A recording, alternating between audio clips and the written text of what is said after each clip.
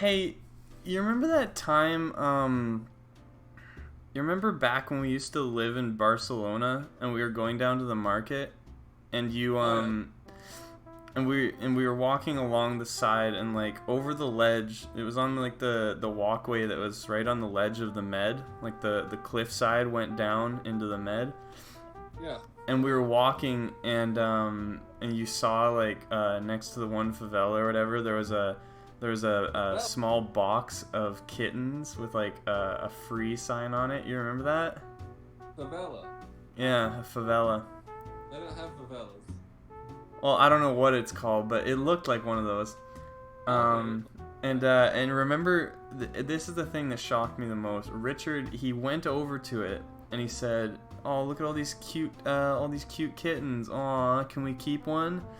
And I said, "No, we're not taking home a kitten. We can't.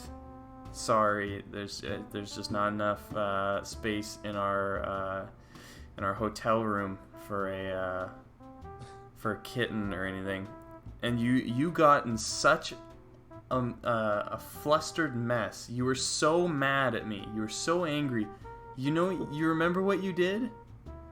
I won't. Yeah, I won't forget it. I can You recall it. you picked up the whole box of kittens and you threw them into the med. They And get all the dra- and there was an old lady who was on the street and she was crying. People were just like stunned. I was so embarrassed. I walked up to you and I grabbed you by the ear and I led you back to the apartment and I locked you in there for the rest of the weekend. I was so disappointed in you. I had to go back there and explain to all those people what you did and apologize. You know what? You're really lucky that the police didn't come and arrest you, especially considering we were on vacation. Yeah, and I was only 10, so That doesn't excuse the fact. If anything, that's worse. At 10 years old, you should know better than to throw a box of kittens into the Mediterranean Sea. I'm still very upset over this. yeah. Well, I can only laugh about it, so I'm sorry. That just goes to show how much you've matured over these years. Just in the foothills of the Himalayas. When we were hunting for, I guess, rare plant species. Okay, let's correct you here. You were searching for a rare plant species. I couldn't be Yeah, bothered. No. I would rather have stayed at the spa. They had those nice steam baths, and I kept telling you I didn't want to go around hiking looking for any fucking plants. I was more than Yeah. content to sit in the spa, but yes, go on. What happened? And then you just push that local farmer off a cliff. I what? You just pushed a guy off a cliff. I didn't push him, alright? I was backing up the cart, and I warned everyone around me. They saw that I was backing the cart up. How could you not see it? It was a full, like, what was it, at least 6 feet tall cart of fucking apples. And this old guy couldn't just, like, look behind him and see. Like, clearly, he could have seen it. I can't remember why you were pushing that cart around. You just trying to help somebody?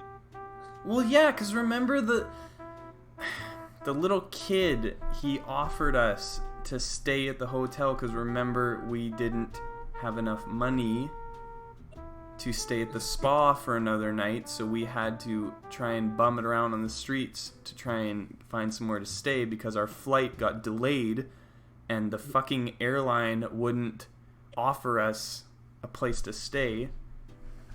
So I had to cart around apples for this fucking kid. Just for some small change. Yeah, so that we could stay at the hotel he worked at because his father owned it. But then Oh.